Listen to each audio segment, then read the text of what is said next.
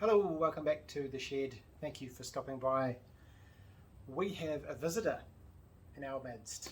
I've offered to help out my brother-in-law with getting his old bike back to a waffable standard so that he can get it sold. So let's take a look at that and what we might need to do.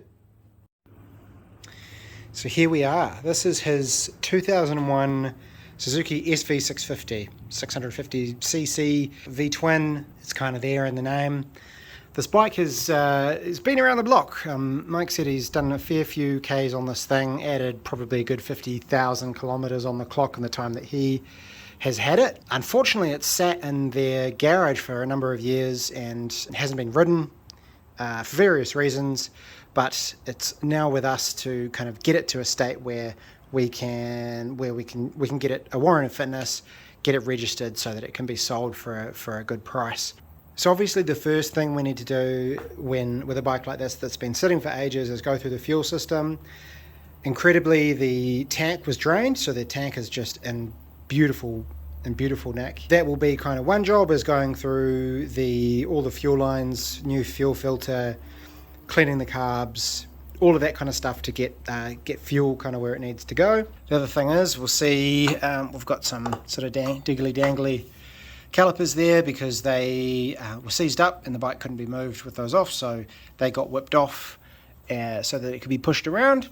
So we need to sort out the front brakes. Rear brakes will also need servicing, so we'll probably do some pads and give those guys a nice bleed as well. We'll also obviously do an oil change, which is pretty cool actually. It's got, you know, your old, like an actual spin-on oil filter from like a car, which the XJ definitely does not have, so that's pretty sweet.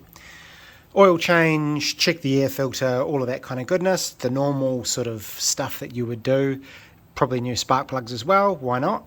And the last piece of the puzzle really will just be getting all of our safety bits and bobs sorted, so indicators and then a tidy up. So I'm thinking obviously we'll clean it, you know, little bits and pieces like this on the fairing here that need a bit of love, and that's been sort of bogged up a bit there, so we can kind of we'll take this fairing off and sand that back and see what we can do about these bits and pieces just to get it looking a little bit tidier. But there you go, that's the beast. First job, see if we can get a bit of life in the battery. If not, we'll need to go and grab a new battery for it. Here is our old battery. Let's throw these on, which is just a jumper pack. This battery's not been had any love for a long time. Let's get a little bit of juice into this and see if we can kind of breathe some life into it. If not, at least we've got this as an example, and we know we need one of these guys to go straight in, which is great. Saves me 30 seconds of research on the internet. So as I get into giving the SV its first bath in years, it's worth mentioning how excited I am to actually get the chance to work on it. Not only is this bike 20 years newer than the XJ, it's also a known entity. I can't tell you how many times I've stormed out of the garage frustrated that the task I had in mind didn't go to plan, and that's simply because the XJ doesn't have a known history. So questions like, were these jets changed? And what's the standard exhaust bore for an XJ Seeker RJ 1982? And why is this still running like crap? You know, the manual says I've done it all right. You know, those are all normal questions. And, you know, while it's a great way to learn, it's also a massive pain in the ass sometimes. So what's exciting here is the SV650 we have here was 100% a daily rider. So I can be confident that I'm starting from a known good platform. And I'm pretty pumped to actually see a bike that I work on become a daily rider again.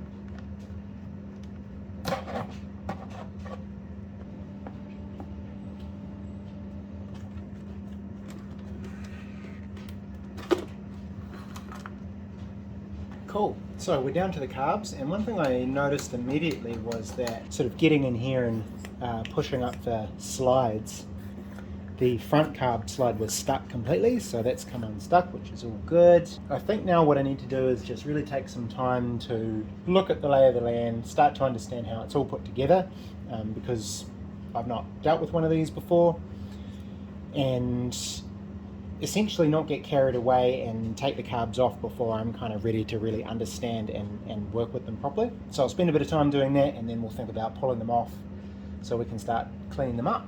Cool, so now I've had a little bit of a chance to look around them. Let's do a bit of a tour of these carburetors, just to sort of get a handle on all the bits and pieces. So, first things first, up here at the front, we've got a dual throttle cable here coming in. So as it's a little bit hard to see, but down in there, see if I can get some light in there for you. We've got our throttle there, and then that connects up with a linkage across this side between the front and back. So it's driven by a cable that connects to a throttle shaft that runs through this one, which opens up the butterfly, blah, blah, blah, blah, blah. And then we've got this kind of shaft down here that connects the two carburetors together. Lovely. We've got our fuel that comes in here. This is a vacuum operated kind of, I guess, normally like in the XJ, for example, this is sort of part of the petcock. And this will just be a diaphragm that as it sees pressure from the cylinder down here, or vacuum I should say, it'll open up and let fuel flow through there. It's just so that you won't get any fuel running when the engine is off, unless it's in prime, which I assume this thing has a prime. Fuel then comes across into a little T here and ends up going into the two carburetor bowls from there. So that's all good.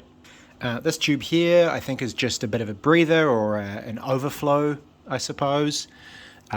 Something like that. I think it's just getting some air. And I guess the other thing is the choke, or I think in this case like an enrichment circuit. So rather than choking off the throat of the carburetors, which would increase the pressure and pull more air kind of naturally in up through the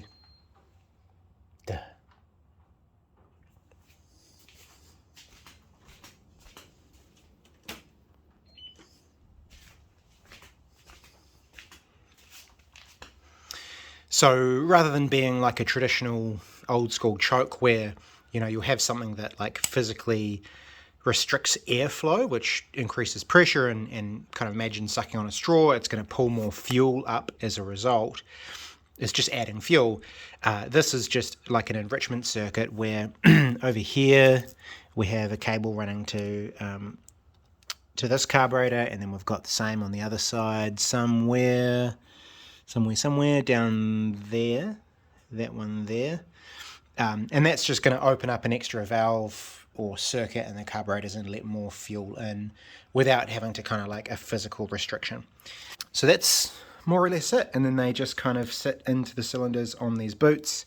I've noticed this boot here has a little bit of cracking over here. You can see it's cracked there next to the bolt, but I mean, we probably won't worry too much about that. This is really just about sort of what do we need to do to get it running and a little bit serviceable. So the other thing is the idle speed, which is kind of cool. And so if I give it this one with the throttle, you can see that we've got a little throttle stop right here.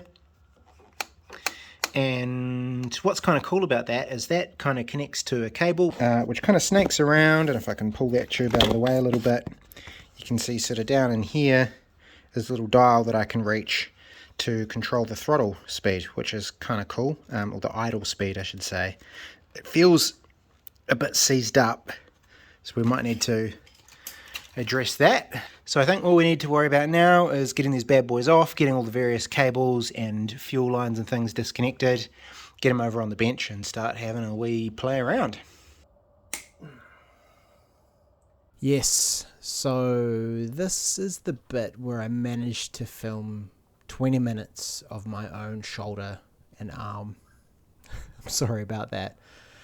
As powerful as the Dunning-Kruger effect is, even an editing master such as myself couldn't really make something entertaining from that mess.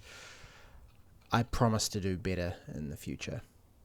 Suffice to say, I had a great time disconnecting the fuel line, the two enrichment plungers, the throttle cable, and figuring out the idle adjustment screw routing.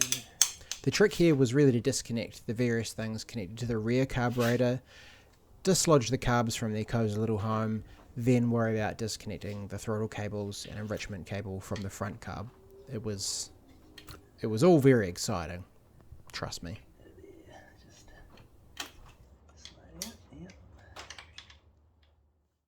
Righto, here we are on the bench. Here we go. So you can see that externally pretty dirty. Quite a bit of kind of, the old road dust caked up on them. One thing I've noticed is that the idle adjustment screw is completely seized up, so we'll try and free that bad boy up. Obviously give them a clean. I haven't noticed any sort of fuel spilling out of them, but they do have a bit of a smell to them, so we're definitely going to need to go digging in the bowls and tidy all of that stuff up. But yeah, the job now is just a thorough cleaning. And actually I was surprised that it wasn't that hard to get them off, given that it was the first time I've ever done this. The hardest part was getting access to the screws that held the like bands on to tighten them down to the intake. Just need to have a think about where to start. I think the obvious place to start is a good thorough clean of the externals. After taking off some electronic stuff there, the throttle position sensor, get that out of the way so we don't damage it, and then just get a hot bucket of water and start scrubbing it down. I don't know why I said hot water. It's a terrible idea. This is actually just some petrol. It does a great job at cutting through the grime on parts, so would recommend. Cool, after a bit of scrubbing, yeah, I mean they're not perfect, but they're a lot cleaner than they were. Good enough, good enough. I think what I'll do next is kind of take it carb by carb, right?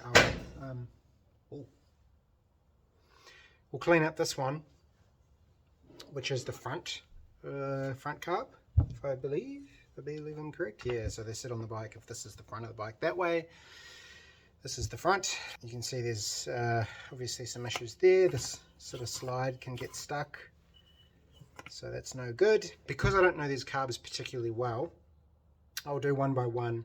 We'll do this one and then that one, and then that way I won't get anything mixed up. I'll also obviously I'm filming it, but I'm going to take photos and things as well as we go, in the hope that if I get lost, we'll put things back in the right place. Let's get cracking. So first things first, kind of the air side of this front carb, and under here we'll find a spring and diaphragm. Diaphragm looks a little bit funny. Maybe that's just the way those particular ones are shaped, and you can see there's a bit of grit and crap on there, which is totally my fault. Yeah, here we go. So we can kind of see still a little bit of dirt on there, and obviously a lot of this I've kind of blown into here.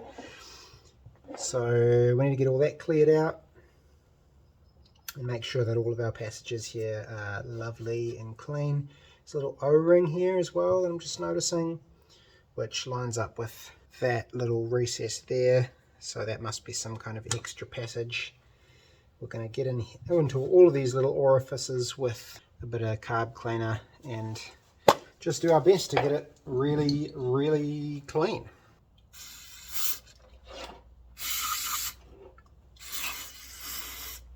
Might just see if I can get that O-ring exhumed and out of our way. I'm assuming it's, yeah, tiny little O-ring. We'll just set that aside. If this mat is not like discolored pretty heavily by the time we're done, we probably haven't done our job properly. All right, here we go.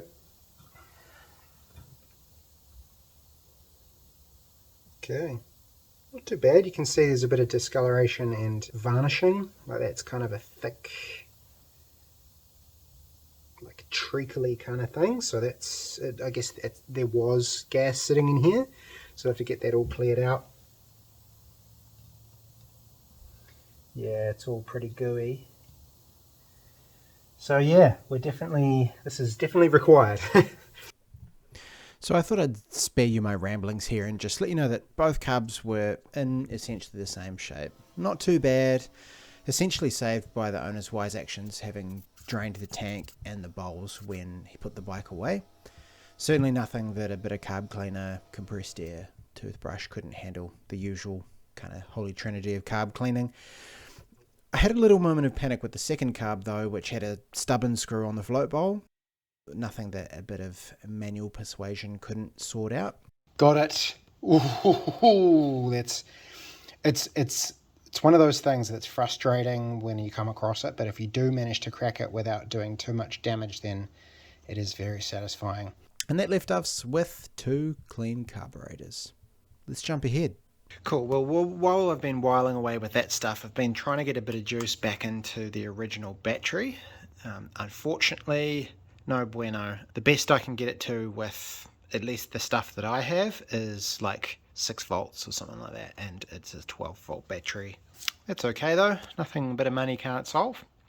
And now that our carbs are sorted, we've got a few bits and pieces. 2 new spark plugs, which are like non-iridium type. They were a lot cheaper. I know that it's suggested that you use iridium ones. I wonder if that's because changing the spark plugs is a little bit of a pain, so maybe the manufacturer sort of suggested using iridium ones so that you have to do it less often. Totally might be the case, but I think for our UK use case here of just kind of getting the bike to a nice running saleable state, this is fine. New front brake pads, throw those bad boys on. Turns out they're actually asymmetrical, so they can only go on one way, so that's great for plebs like me. New oil filter, and we'll do an oil change as well, and new battery, which I hope is the right one because it's different to the one that came out of it, but I'm sure it'll be fine. I kind of just went into the bike shop and said, hey, these are the things I need, and this is what they pulled off the shelf, so we'll see how we go. So first things first, I'm actually kind of keen to throw the battery in and just see what electronic goodies come to life. Alrighty, battery is in, it's all connected up. I'll figure out how to get all of this fuse box area situated correctly at some stage, but for now let's turn on our ignition and see what we get. There we go. So we had a fuel light there for a second, and we've got oil pressure saying, hey, it's no good. And neutral light, let's check neutral. If I pop it down into first, yeah, cool. Okay, so neutral light's looking good. Left indicator, probably just because we don't have the front ones connected. Right indicator, cool. High beam, low beam. Okay, that's good. Horn's not connected up. Hazards. Cool, yep, that should be good once we connect all the indicators up and start, but we won't start it yet because, you know, obvious reasons. With that done, I think the next thing we want to do is throw in our new spark plugs. I'm going to drop this down in there. It's going to kind of fall in. Yeah. Just try and get it most of the way in by hand. I don't really want to like do anything heroic and end up like threading it.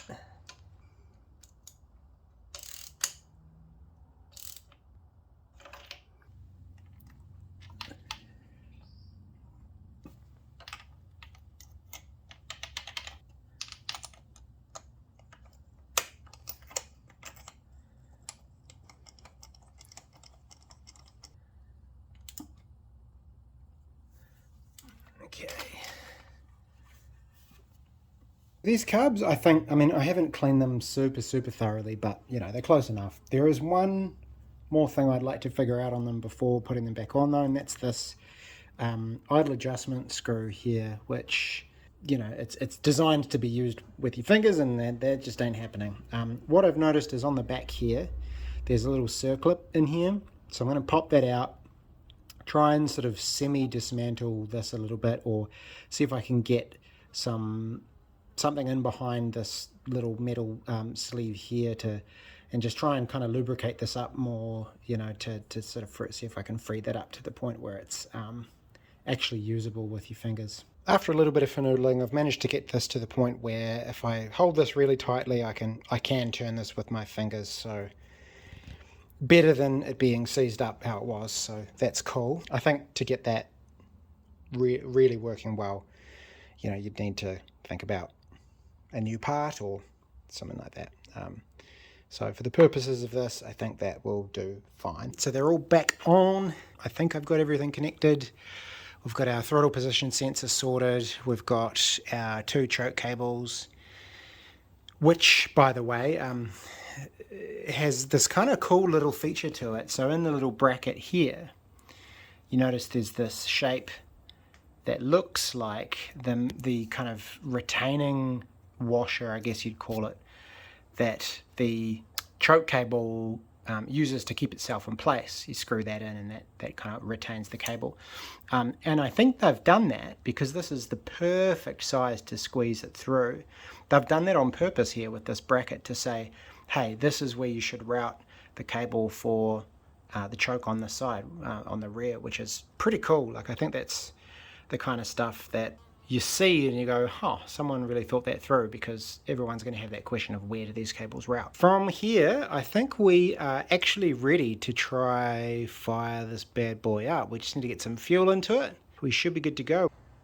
Right, I'm not going to lie, I had it just, it runs, which is great. I've just connected it all up. I just connected it all up and figured that the system would prime itself, and it does, which is great. I'm sorry I didn't film it, but sounds really good.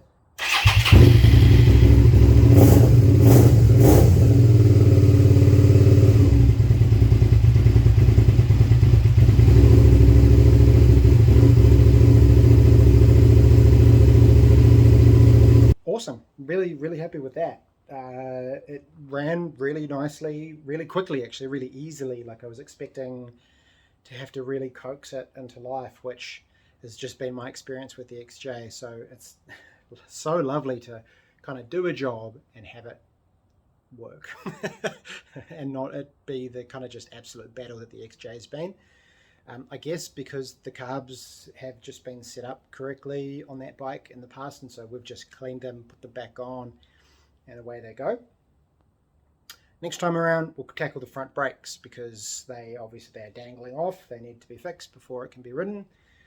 But really chuffed with that. Really happy with how that's gone this first time around. We will push on, and looking forward to taking it for a test ride. Bye.